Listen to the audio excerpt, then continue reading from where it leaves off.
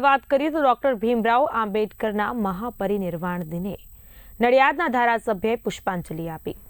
ભારતીય લોકશાહી અને સમાજ સુધારણા માટે બાબા સાહેબના અદ્વિતીય યોગદાનને શ્રદ્ધાંજલિ અર્પણ કરાઈ।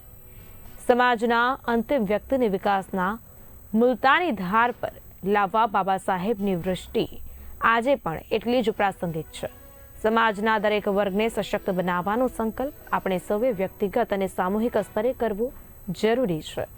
રાજ્ય સરકાર અને કેન્દ્ર સરકાર બંને દ્વારા સામાજિક ન્યાય, શિક્ષણ, સ્કિલ ડેવલપમેન્ટ તેમજ આર્થિક સશક્તિકરણ માટે અનેક યોજનાઓ અમલમાં મુકાઈ રહી છે તેમ ધારાસભ્યએ જણાવ્યું હતું। બાબા સાહેબ ડોક્ટર ભીમરાવ આંબેડકરના મહાપરિનિર્વાણ દિને આપણે ભારતીય લોકશાહી સમાજ સુધારણા માટે તેમના અદ્વિતીય યોગદાનને શ્રદ્ધાંજલિ અર્પણ કરીએ છીએ।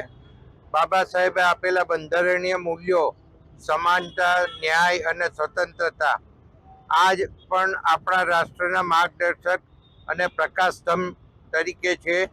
સમાજના અંતિમ વ્યક્તિને વિકાસના મુલતાની ધાર પર લાવવા બાબા સાહેબની દ્રષ્ટિ આજે પણ એટલી જ પ્રાસંગિક છે।